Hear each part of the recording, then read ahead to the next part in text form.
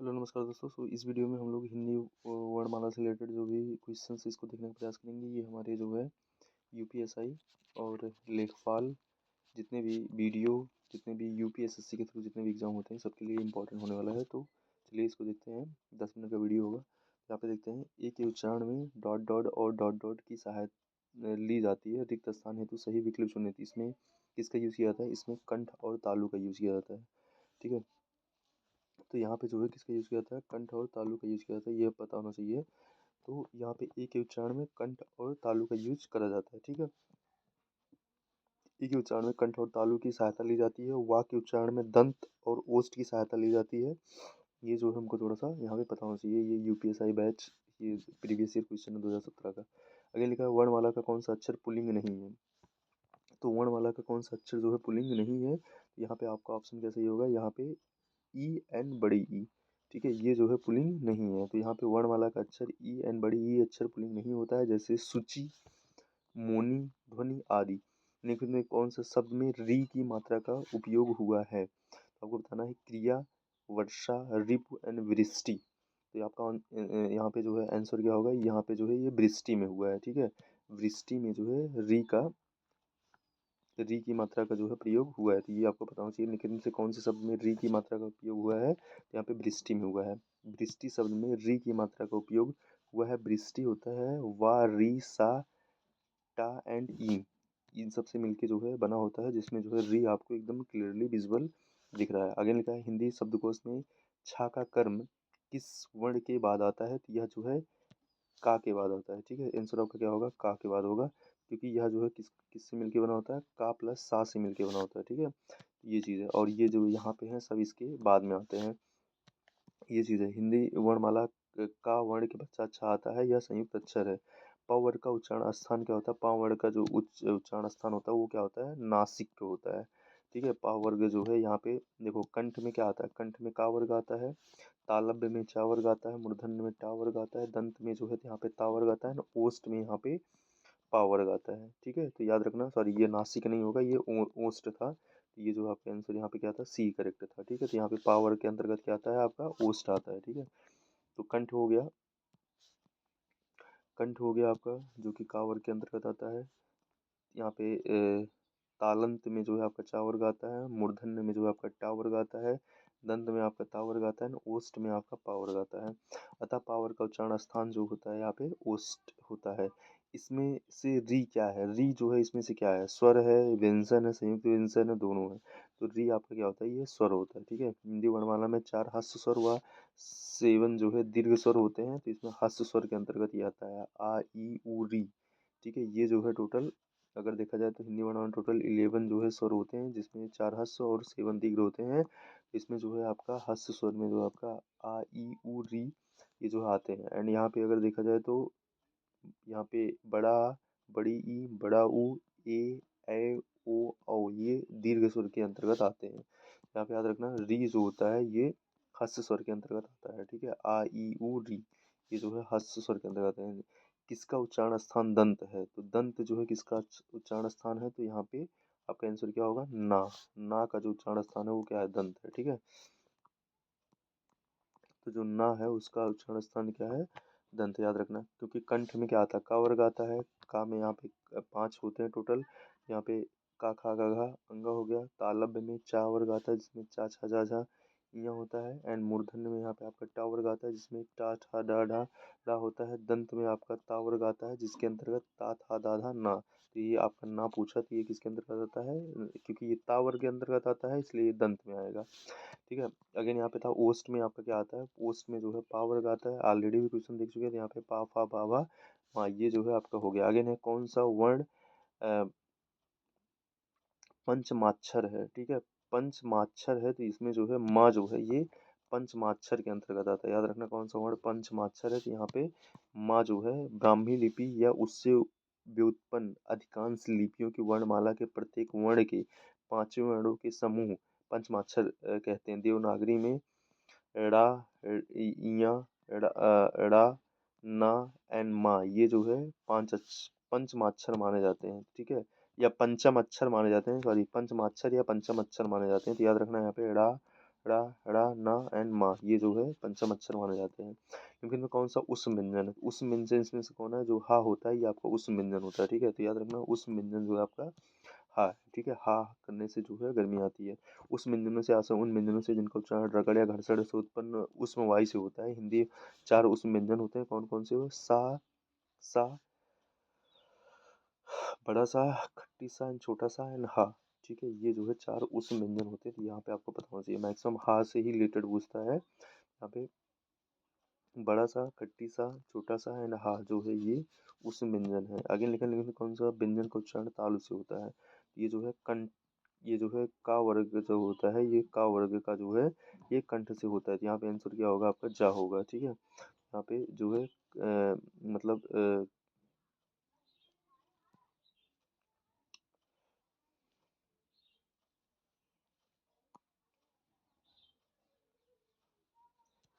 यहाँ पे चावर के अंतर्गत कौन कौन सा आता है, जैसे ये तालव्य से होता है, इसमें चा छा जा झा यहाँ आता है ना। उसके बाद यहाँ पे टावर मूर्धन से होता है, तावर्ग जो है यहाँ पे दंत से होता है, पावर्ग जो है ओष्ठ से होता है। ऑलरेडी पढ़ चुके हैं हम लोग, तो ये चीज़ याद होना चाहिए। ठीक है, अस्पष्ट जा वर्ण का उच्चारण तालव्य तालु से होता है। इनमें कौन सा उच्चारण स्थान कंठ है, कंठ में किसका उच्चारण स्थान है, तो यहाँ पे जो है गा आएगा, क्योंकि गा जो है कावर के अंतर्गत आता है, और जो का वर्ग होता है इसका जो उच्चारण स्थान होता है वो कंठ ही होता है। ठीक है, तो यहाँ पे का खा गा घा गंगा की सभी जो है वर्गों को उच्चारण क्या है, कंठ है। इनमें किसी की किसके बिना व्यंजन उच्चारित नहीं किया जा सकता, तो व्यंजन किसके बिना उच्चारित नहीं किया जाता, स्वर के बिना। ये जो है पता होना चाहिए, स्वर के बिना जो है व्यंजन का उच्चारण पॉसिबल नहीं है। ठीक है, व्यंजन संधियों के लिए किसी अन्य ध्वनि की सहायता लेनी पड़ती है। स्वर के बिना व्यंजन को उच्चारित नहीं किया जा सकता, ये भी पता चाहिए। प्रश्न के आधार पर ला किस प्रकार की ध्वनि है, तो ला जो है ये उल्लिखित, प्रकम्पित, पार्श्विक एंड संघर्षहीन। तो यहाँ पे पूछा है ला जो है किस प्रकार की है, तो ये जो है आपका क्या है, ये पार्श्विक ध्वनि है। ठीक है, तो ला कौन सा है, पार्श्वनिक ध्वनि है। जबकि आर जो है लुंठित ध्वनि होता है। तो याद रखना ये या रा ला वा ये अंतस्थ व्यंजन है, ये अंतस्थ व्यंजन है। एंड या एवं वा जो है ये अर्ध स्वर कहलाते हैं। ठीक है, या एंड वा जो है ये क्या कहलाते हैं, अर्ध स्वर कहलाते हैं, ये भी पता होना चाहिए।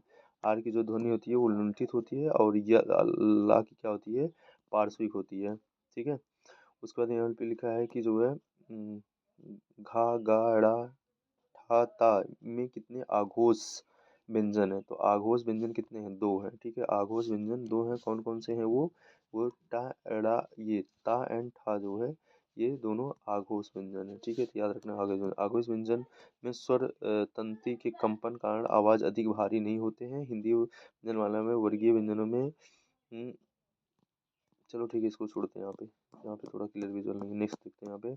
अगेन है मूर्धन्य अल प्राण घोष व्यंजन वर्ण का उदाहरण कौन सा है, तो मूर्धन्य वर्ण घोष व्यंजन कौन सा है, यहाँ पे ड़ा है। ठीक है, मूर्धन्य यह व्यंजन ताल के ऊपरी भाग से उच्चारित होते हैं, जैसे टा ठा डा डा डा। आर तथा सा जो है ये जो है खट्टी सा, ये क्या है आपके जो है मूर्धन्य व्यंजन है। ठीक है, यह व्यंजन ताल के ऊपरी भाग मूर्धा से उच्चारित होते हैं।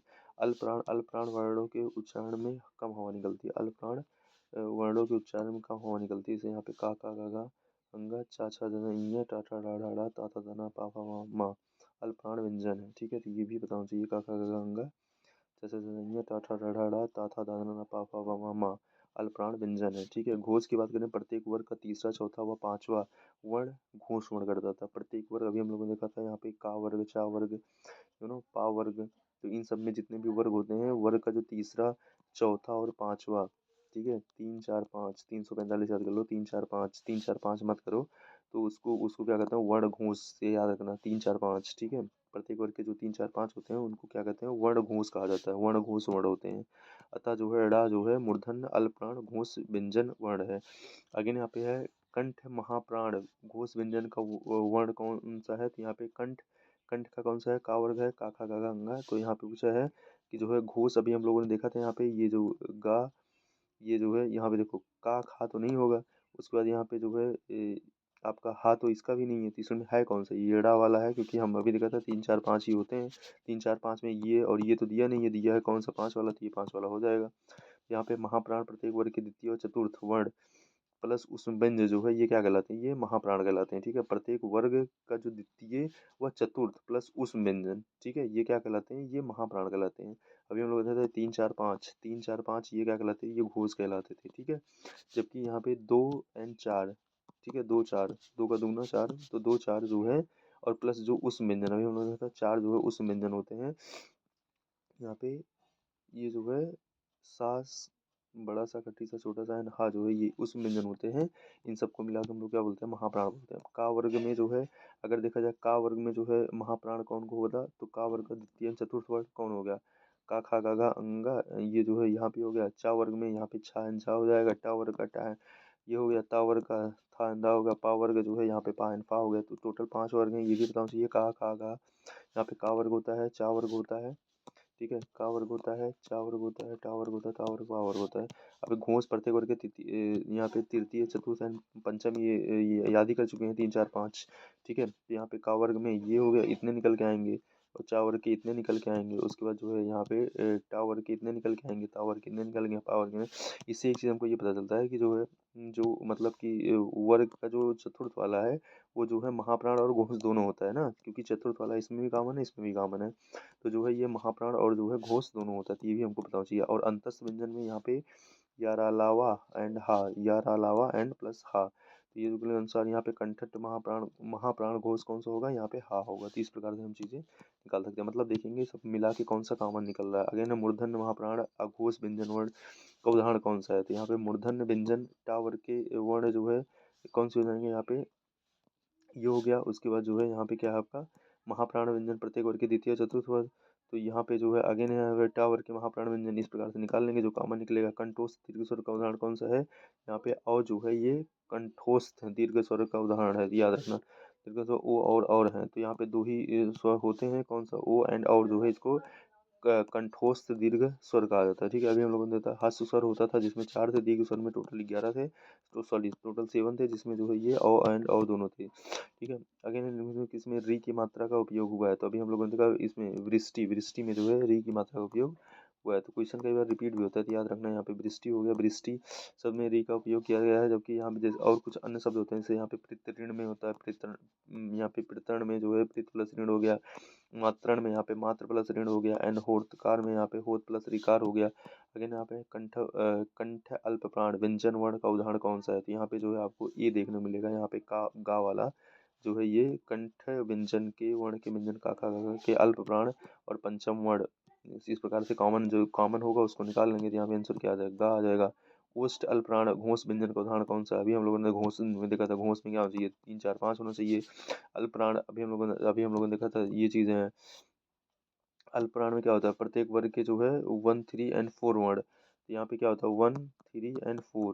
ठीक है, 134 याद रखना, 134 245, ठीक है, 345, 134 345, तो ये थोड़ा सा याद रखना है। एक में था 24, ठीक है, तो ये थोड़ा सा याद रखना है। एंड घोष व्यंजन प्रत्येक वर्ण का ये होता है, तो इस प्रकार से निकाल लेंगे। सा का उच्चारण स्थान में कौन सा है, सा का जो उच्चारण स्थान होता है वो तालु होता है, ऑलरेडी देख चुके हैं। तो इस प्रकार से जो है देख लेंगे इसमें कौन सा व्यंजन, उस व्यंजन उस व्यंजन इसमें से कौन है, तो आपका जो है ये जो है हा वाला देख चुके हैं, चारों उस व्यंजन थे। तो यहाँ पे ये जो है सा हो गया, सा सा सा, ये चारों जो है उस व्यंजन ऑलरेडी देख चुके हैं यहाँ पे। तो इस प्रकार से चीज़ें जो है हम निकाल सकते हैं। ठीक है, तो इतना था हिंदी के लिए। आई होप कि यहाँ पे कुछ ना कुछ समझ में आया होगा, इसको 2 3 बार देखेंगे तो अच्छा लगेगा आपको। ठीक है, थैंक यू।